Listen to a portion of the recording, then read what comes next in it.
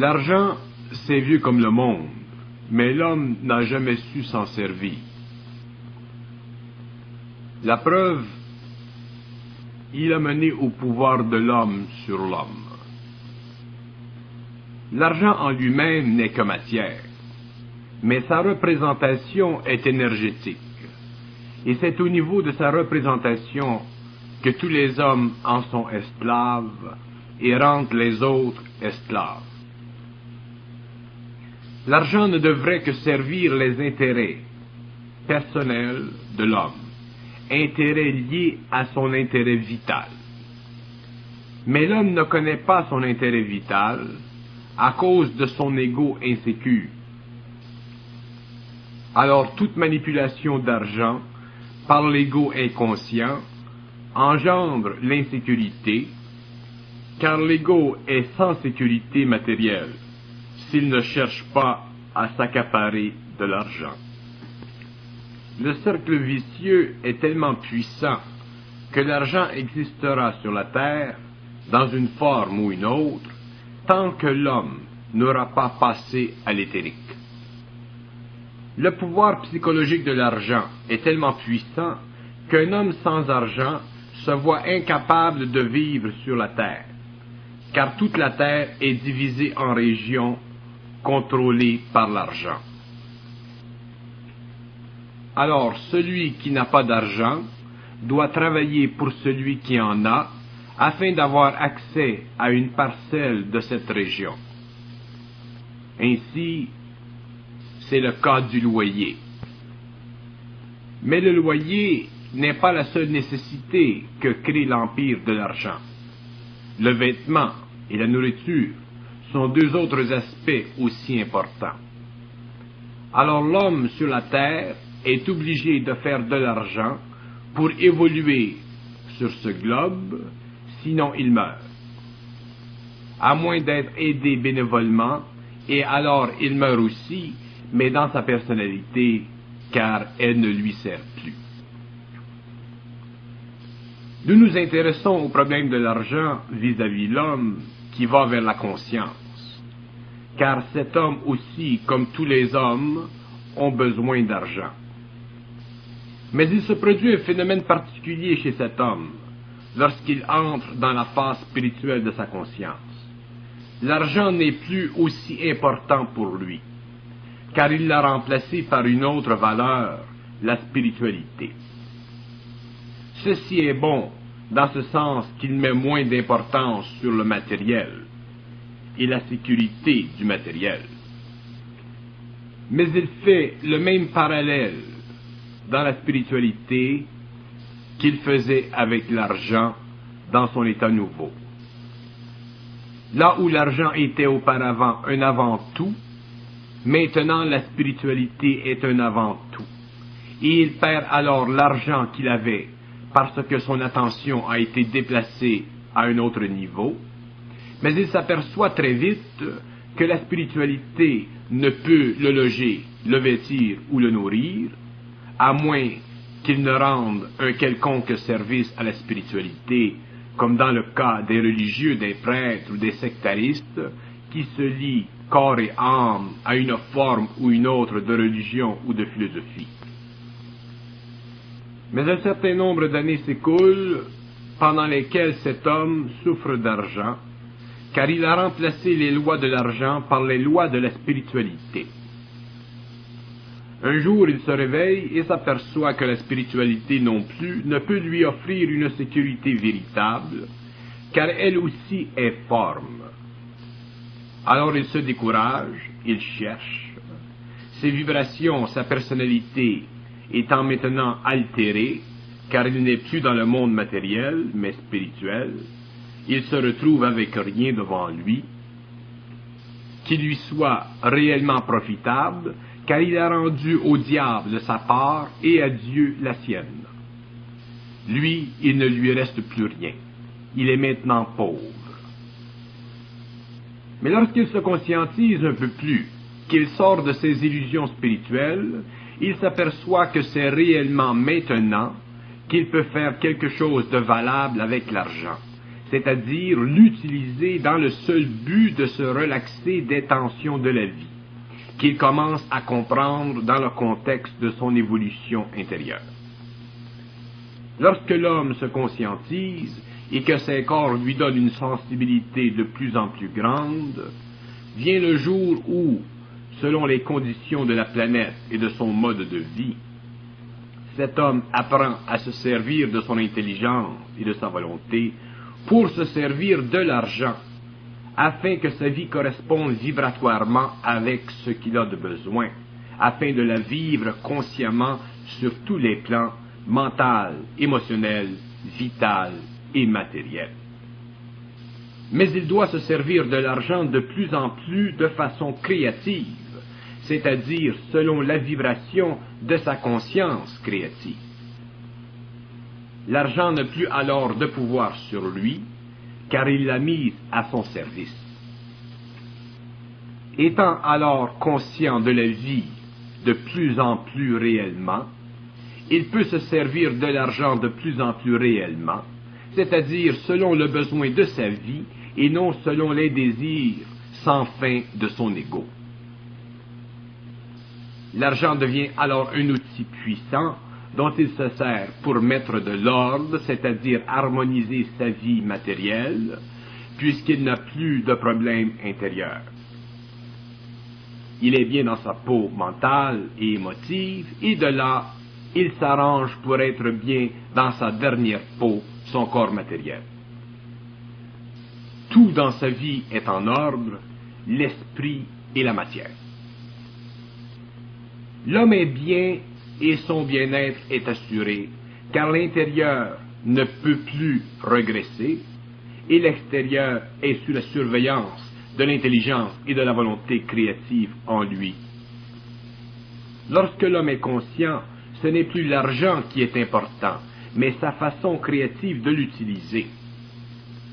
Et s'il met son intelligence créative en charge de sa vie matérielle, il pourra vivre selon ce qu'il a de besoin, et ses enfants, sa famille, son entourage pourront bénéficier de ce qu'il aura créé pour eux, c'est-à-dire un cadre matériel où ils pourront mieux et plus facilement exploiter les talents, les aptitudes qu'ils ont et qui doivent leur servir à canaliser leurs propres énergies créatives. L'argent est mal compris par l'homme, car il ne se comprend pas lui-même. L'homme qui se connaît, se comprend, et comprend tout ce qu'il fait, et sait que ce qu'il fait est bon pour lui-même et les siens, car ce qu'il fait convient à l'esprit en lui, ne souffre pas de la forme, de la valeur de l'argent. Mais tant que sa vie intérieure n'est pas pleinement développée selon les lois de l'esprit, l'esprit ne peut être au service de l'homme matériellement, car le matériel doit être, comme tout le reste, au service de l'esprit, de l'intelligence créative. L'argent appartient au Père de l'homme, c'est-à-dire qu'il est régi sur la terre par les forces des ténèbres. Et pour qu'il soit régi par l'esprit, il faut que l'homme, son ego, en soit totalement détaché sur le plan de la forme.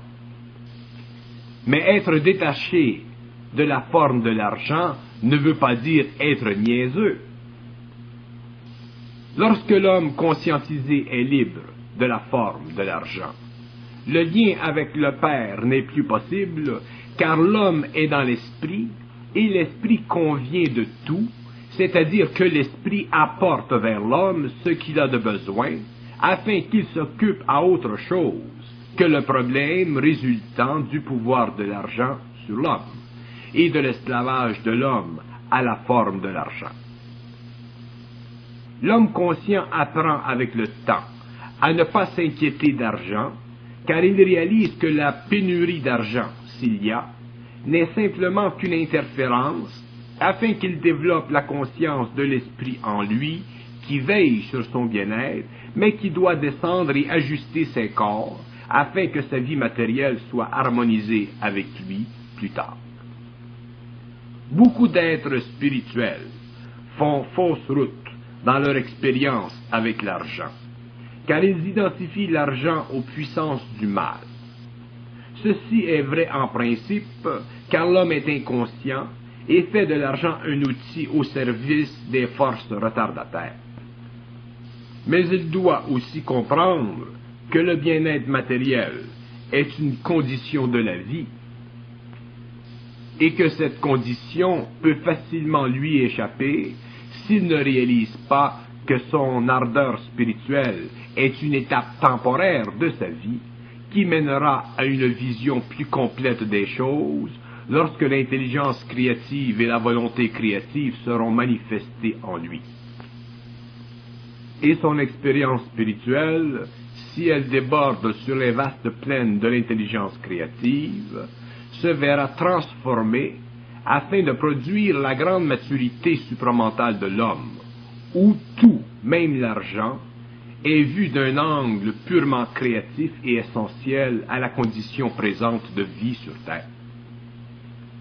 L'argent en tant qu'outil, le développement complexe de son mouvement et de son dynamisme, reflète une grande intelligence chez l'homme. Mais la passion avec laquelle l'homme cherche à se l'approprier constitue un des graves dangers que court l'homme, car l'argent peut servir et détruire. S'il sert, ce n'est plus l'homme qui en souffre, mais l'homme qui en bénéficie. Mais s'il détruit, c'est l'homme qui en est victime.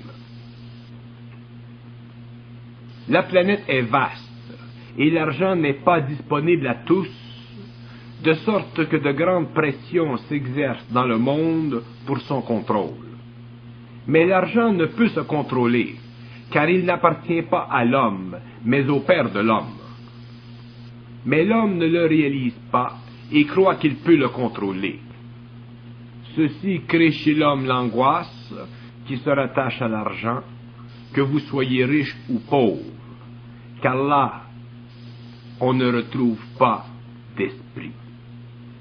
Il n'y a que nature humaine, et la nature humaine ne peut par elle-même, même si ses intentions sont bonnes, contrôler ce qui est sous le contrôle voilé, mais évident, du Père de l'homme. L'argent engendre à cause de la vibration qui lui est rattachée un peu de peine lorsqu'il diminue, car il est piégé, c'est-à-dire qu'il est absorbé par une chose matérielle, et l'homme sait qu'après cette chose matérielle, il y en aura d'autres, et ceci crée dans l'homme une angoisse, car il sait alors qu'il devra continuer à travailler pour faire de l'argent, lorsqu'enfin l'homme ne doit pas travailler, mais créer. C'est pourquoi il y a toujours de la tristesse rattachée à l'argent, après la joie qu'il procure à l'acquisition. C'est pourquoi l'homme qui se conscientise entre dans l'intelligence créative et réalise que sa vie matérielle, son intérêt vital, est directement le produit de sa capacité de se servir de l'argent créativement, afin qu'un jour il puisse travailler créativement et ainsi faire de l'argent créativement, pour se construire de plus en plus un environnement matériel fixe et sous son contrôle créatif.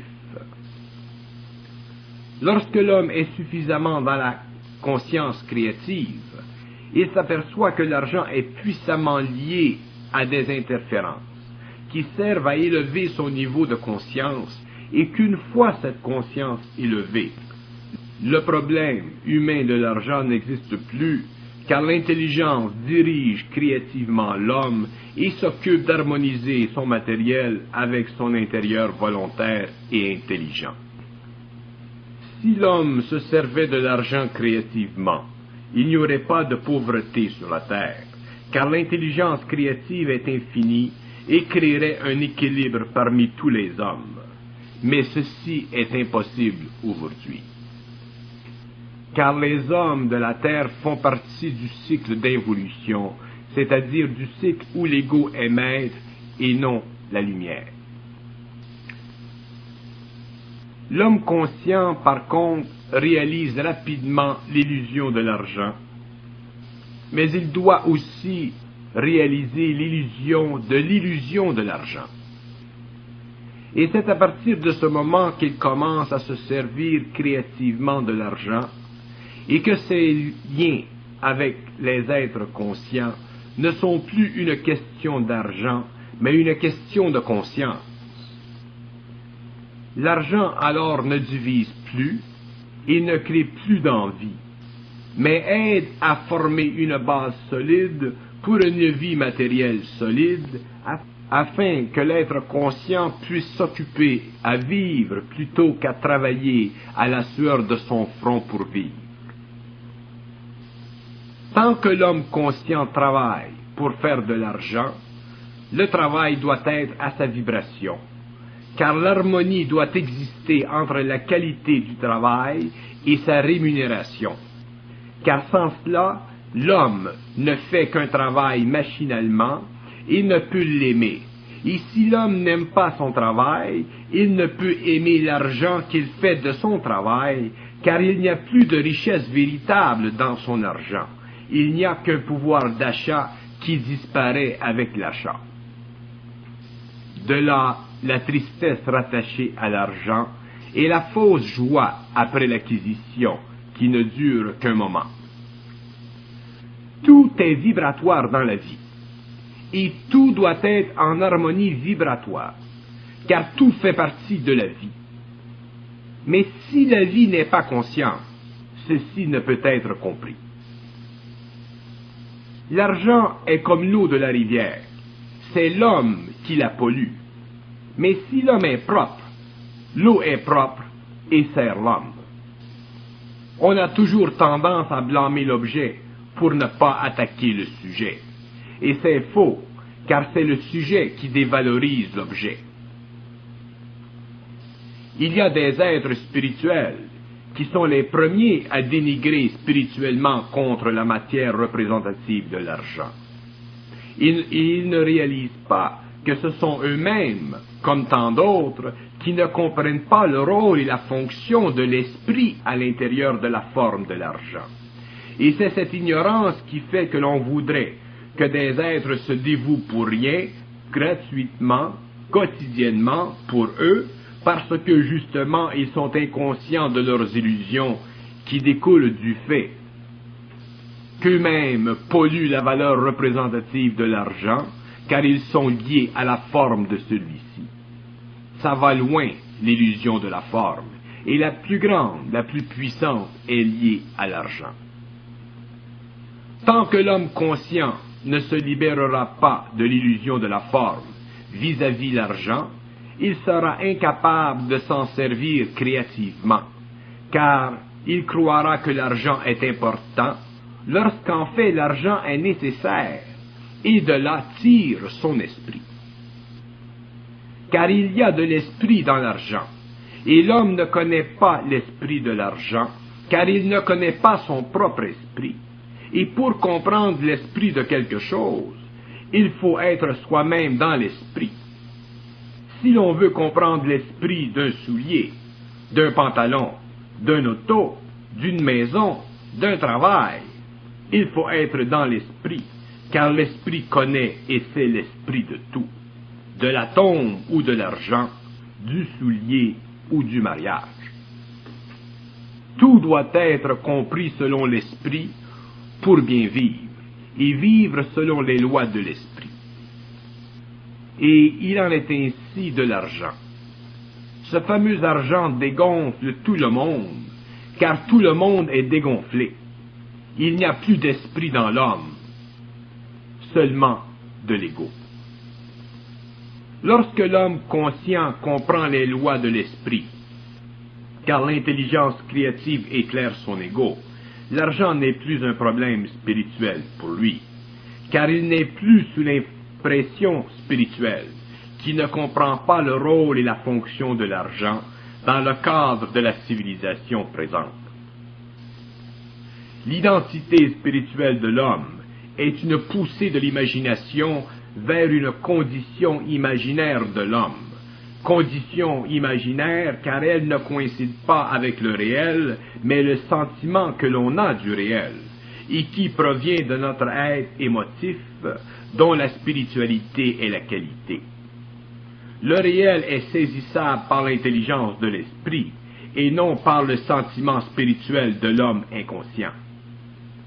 Tant que l'être spirituel dans l'homme ne sait pas s'enligner avec l'intelligence supramentale en lui, son attitude envers l'argent ne peut être clarifiée, car son sentiment spirituel retardera cette clarification. C'est pourquoi, dans l'expérience de l'être spirituel, il y a une période de vie où l'homme vit une vie plutôt misérable, car son astralité spirituelle lui a enlevé la force nécessaire dont il a de besoin pour sortir dans le monde et faire de l'argent. La pauvreté temporaire sert à spiritualiser l'homme, tant qu'il a suffisamment été humilié dans sa station d'homme, et qu'il a réalisé par lui-même qu'il a besoin de vivre et d'apprécier les bonnes choses du monde matériel pour son bien-être matériel. Mais l'homme spirituel ne peut comprendre son illusion tant qu'il n'en est pas sorti de par sa propre expérience. L'intelligence créative n'a rien à faire avec le sentiment spirituel de l'homme contre l'argent. C'est son illusion et il doit le dépasser. Tant que l'homme est sur le plan matériel, il doit vivre à l'intérieur des lois planétaires qui régissent l'argent. C'est sa conscience qui lui permet de ne pas être esclave de la forme de l'argent et de s'en servir afin de vivre convenablement. Vivre convenablement veut dire vivre selon un certain ordre, et cet ordre est déterminé par son intelligence créative et non par l'ego. Lorsque l'ego est en harmonie vibratoire avec l'intelligence créative, l'ego se sert créativement de l'argent et engendre de bonnes vibrations dans son milieu, car il n'est plus rattaché à l'argent. Un homme conscient n'est pas attaché à rien, car le lien astral sur la forme a été rompu, ce qui lui donne une liberté totale d'action vis-à-vis n'importe quelle forme, quelle que soit la forme. Il est là le principe de l'intelligence créative en action. Puisque l'intelligence créative est au-delà de la forme, il est évident que l'homme conscientisé est au-delà de la forme, qu'il ne peut en être prisonnier. Alors seulement peut-elle lui servir. C'est ce que doivent comprendre les hommes inconscients matérialistes ou spirituels. L'argent appartient à l'être qui n'en est pas esclave, sinon c'est l'être qui lui est sujet. Au cours de l'évolution, les valeurs spirituelles se sont formées et ont abouti dans le conflit entre le pouvoir de l'argent et la spiritualité de l'homme. Et ce conflit naquit de la dualité de l'homme, le matériel et le spirituel. À la fin du cycle, cette dualité sera détruite, car l'homme ne sera plus influencé ni par l'argent ni par la spiritualité. Alors l'argent sera libéré et redeviendra un outil, afin de redonner à tous le confort digne d'une race intelligente et créative, mais beaucoup de pauvreté sera vécue et souffert avant que ces temps n'arrivent. Et lorsque ces temps seront arrivés, l'homme se servira de tout et ne sera plus esclave. Je parle naturellement des hommes qui entreront dans la conscience supramentale. Car la conscience supramentale descend sur la terre et bouleverse tout, même la forme la plus stable de l'involution, forme dont la liaison avec le pouvoir exclut la majorité, mais tant que la conscience n'aura pas régi l'intelligence de l'homme, il y aura sur la terre de la pauvreté. Mais ceux qui comprendront, parce qu'ils auront été élevés en intelligence et volonté, ne souffriront pas de pauvreté, car la pauvreté est karmique, et seule l'intelligence et la volonté peuvent détruire cette condition de l'homme.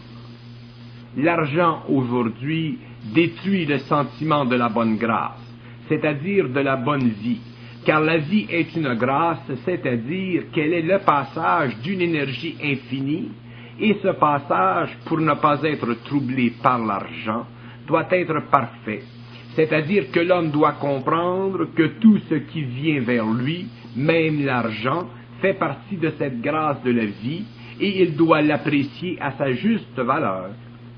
Et tant qu'il n'est pas dans l'intelligence de la vie, et qu'il n'en comprend pas les lois, il ne peut apprécier l'argent en tant que tel, car son sentiment spirituel, qui ne fait pas partie de l'intelligence de la vie, mais du sentiment de la vie, est incapable de se diviser entre lui-même et la vie. Seule l'intelligence de la vie permet à l'homme de se diviser entre lui-même et la vie, car seule l'intelligence créative construit l'homme par la vie, tandis que le sentiment de la vie élève l'homme vers la vie. Mais il élève l'homme vers la vie, car il n'est pas encore dans l'intelligence de la vie. Et la survie de l'homme planétaire ne dépend que de son intelligence de la vie, car c'est cette intelligence qui est sa lumière, tandis que le sentiment de la vie n'est pas la lumière de la vie, mais la vie dans la lumière astrale de l'homme. L'homme dit facilement « Merci mon Dieu de nous donner du pain sur la table ». Mais il est trop ignorant des lois de l'intelligence créative pour dire « Merci mon Dieu de nous donner de l'argent pour mettre du pain sur la table ». L'argent vient avant le pain. Cette remarque semble simpliste, mais vous remarquerez que tout est simple dans l'intelligence créative et tout se complexifie dans le sentiment spirituel. Autrement dit, on est plein de merde et on se rend compte des histoires, car on n'est pas réellement intelligent, mais on est ignoramment spirituel.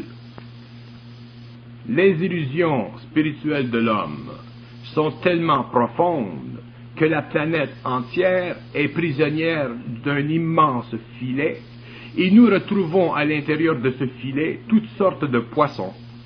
De gros poissons, les gens qui ont de l'argent et qui s'en servent inconsciemment, qui mangent une multitude de petits poissons, tous les gens pauvres. Mais les petits poissons ne sont pas assez intelligents pour repasser par les petites ouvertures du filet, pour retourner à la grâce de la mer, à la grâce de la vie. Tant que l'homme spirituel ne sera pas dans l'intelligence créative, et qu'il empêchera cette intelligence de traverser l'intellect, il ne pourra bénéficier à sa juste mesure de l'abondance que peut lui offrir la terre, car il dépendra de ses faux sentiments, même si ces derniers sont sincères et puisés dans une philosophie spirituelle élevante. L'homme spirituel doit être réaliste, il doit comprendre de plus en plus parfaitement, c'est-à-dire de moins en moins avec ses sentiments, et de plus en plus avec l'intelligence créative neutre, libre de toute dualité. L'argent n'est en lui-même ni bien ni mal, mais l'homme lui donne sa représentation, selon qu'il est intelligent ou ignorant. Et l'ignorance a fait plus que toute autre force pour rendre l'homme pauvre. Ce n'est pas l'argent qui est le problème de l'homme, mais l'homme vis-à-vis l'argent.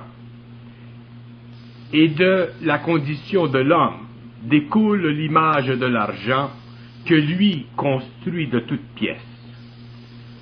L'homme n'est pas encore suffisamment évolué pour que l'argent disparaisse de la surface de la terre.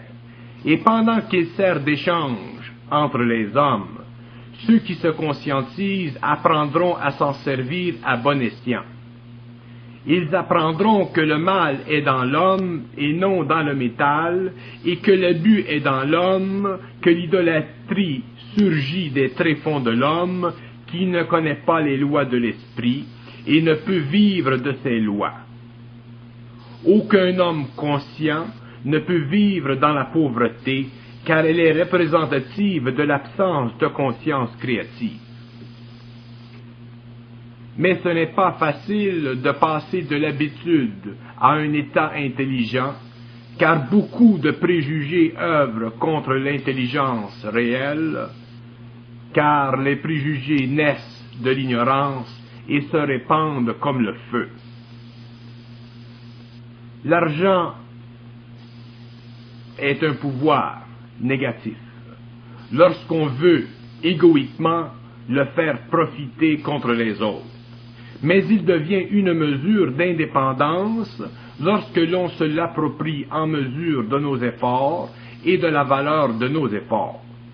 Il est alors inconcevable que l'homme spirituel fonde sa philosophie spirituelle sur une diminution de la grâce de vie qui nous est donnée selon la nécessité matérielle de nos vies et selon ce que nous pouvons faire avec ce qui nous est donné. Tant que l'homme est inconscient des forces qui œuvrent dans sa vie, l'argent est une nécessité égocentrique, car il n'y a d'autre point de vue que celui de l'appropriation. Mais lorsque l'homme commence à voir l'action des forces créatives dans sa vie, il lui est de plus en plus évident que ces forces contrôlent l'aspect monétaire de sa vie. Et tant que les forces n'ont pas suffisamment traversé sa conscience, l'argent peut être un problème, car les forces se servent des interférences pour diminuer l'accès à l'argent, car elles se servent de l'attention matérielle pour augmenter l'indépendance psychologique, mentale et émotive vis-à-vis l'argent. Mais lorsque le travail est terminé et que le corps mental supérieur devient un centre de perception de l'intelligence créative, cette même intelligence redresse la condition matérielle de l'homme afin qu'il puisse augmenter son niveau d'énergie créative.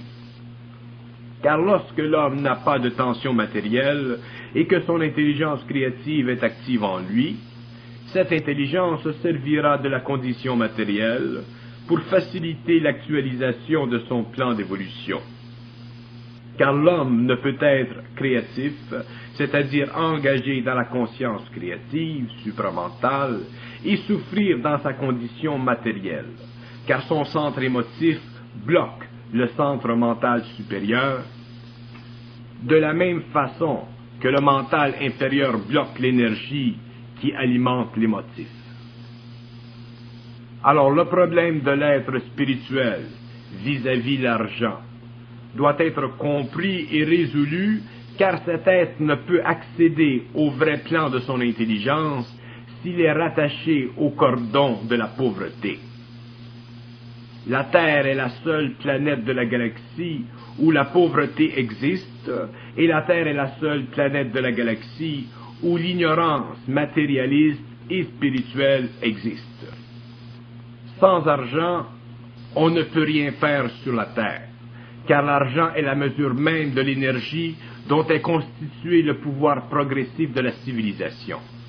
Tant que l'homme spirituel ne peut entrer dans le courant de la vie et voir et constater comment fonctionne la société, il demeurera un triste individu incapable d'agir, car son intelligence, étant brouillée par le sentiment, ne servira pas. Pour que l'intelligence serve, il faut qu'elle soit présente, et pour qu'elle soit présente, il faut que l'homme soit libre des voiles qui l'aveuglent et le maintiennent dans cet état. Si les êtres spirituels comprenaient la fonction et le rôle de l'argent et s'en servaient créativement, les êtres matérialistes y trouveraient une leçon de vie qui les rapprocherait d'eux-mêmes.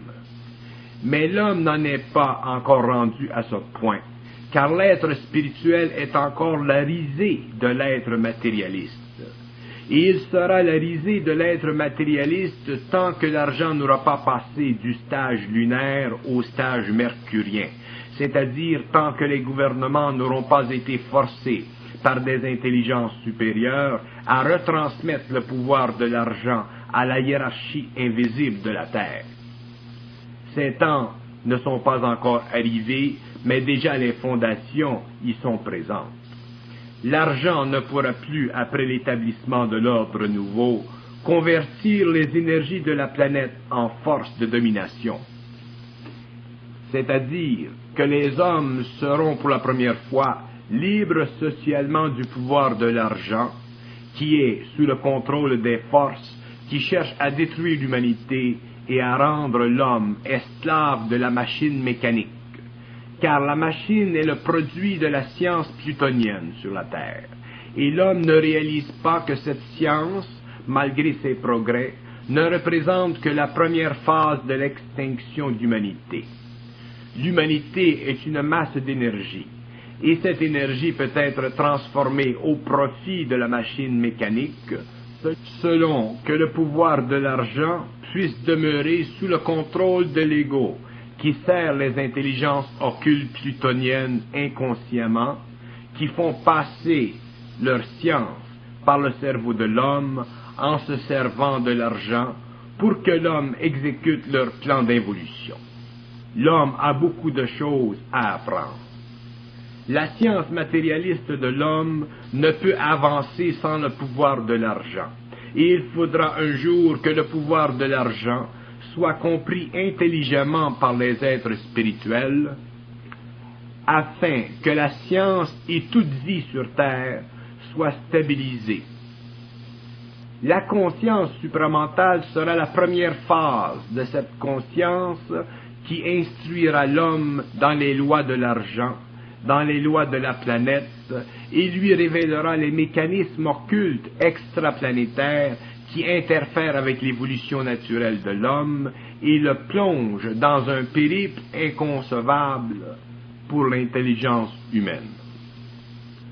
L'homme ne peut plus vivre de son intellect, car il est au service de l'anti-homme, et tant que l'homme ne réalisera pas le pouvoir du symbole sur son esprit, ce symbole servira à transformer l'énergie de l'humanité en une force de totale domination sur l'esprit de l'homme. C'est la bête de l'Apocalypse, et cette bête est en voie de puissance. L'Antéchrist est plutonien, et le pouvoir de l'Antichrist, lui, viendra de Pluton. Mais l'Antichrist n'est que le visage de Pluton. Son esprit est encore plus dangereux, car peu sauront reconnaître l'esprit de l'Antéchrist, bien que beaucoup verront son visage. Lorsque l'esprit de la matière sera sous le contrôle de l'homme, l'esprit de l'Antéchrist sera détruit et l'homme entrera dans un ère nouveau. Alors il est important que l'être conscient comprenne les choses selon les lois de l'intelligence créative et non selon les sentiments, car les sentiments, même spirituels, libèrent l'homme de son émotif, mais le lient dans son mental, et l'émotif est la porte qui ferme le passage à la lumière. L'être conscient doit comprendre tous les aspects de la vie, et nul ne doit lui échapper. Voilà pourquoi les lois de l'argent doivent être expliquées à l'homme afin qu'il sache que la vie sur terre dépend du pouvoir de l'argent et que le pouvoir de l'esprit sur terre dépend du pouvoir de l'esprit sur l'argent, c'est-à-dire sur la matière, car le lien entre l'argent et la matière est absolu aujourd'hui. Mais l'homme conscient peut détruire le pouvoir de l'argent sur la matière de ses émotions et de son mental inférieur. Car toute conscience dirige et amplifie créativement la relation entre l'homme et toute force qui, normalement, le domine. À cause de la faiblesse de sa nature, à cause de la faiblesse de ses sentiments. Autant il est important à l'homme conscient d'être dans l'intelligence de tout ce qui l'entoure et affecte sa vie, autant il est important à ce même homme de regarder froidement à travers ses sentiments et voir si ces sentiments, surtout ceux de nature spirituelle, se fondent avec la nature de la réalité, de la dure réalité de l'intelligence créative. Si sa nature spirituelle ne coïncide pas avec cette réalité qui ne peut être parfaitement expliquée que par l'intelligence en lui, il doit s'attendre à réaliser des choses qui ne conviennent pas avec ses émotions. C'est ici qu'il commence à grandir, car tout ce qu'il apprendra en tant qu'homme conscient dans l'avenir, ne peut coïncider avec ses émotions, ses sentiments. Car le réel est plus grand que la science-fiction. La science-fiction n'est que la limite du raisonnable, et elle sert à attiser les regards de l'homme vers l'infinité, qu'il ne peut voir et ne comprendre que lorsque son intelligence n'est plus conditionnée par les sens, mais issue d'un monde parallèle où les portes du réel sont infiniment plus vastes que les grilles du plan où il apprend à se dépasser à tous les niveaux.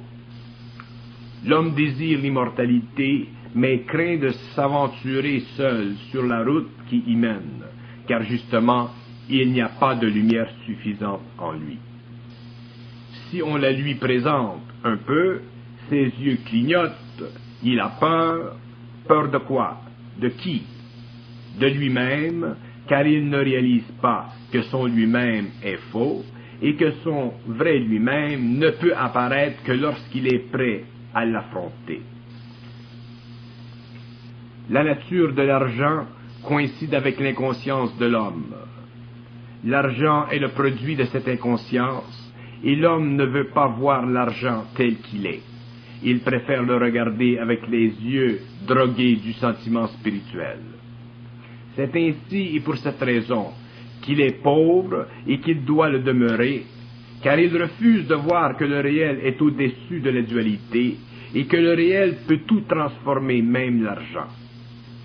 L'être conscient doit détruire toutes les barrières qui le séparent de la compréhension des choses, car l'intelligence supérieure de l'homme coïncide avec l'espace éthérique, et cet espace est libre de la pensée et des sentiments de l'homme.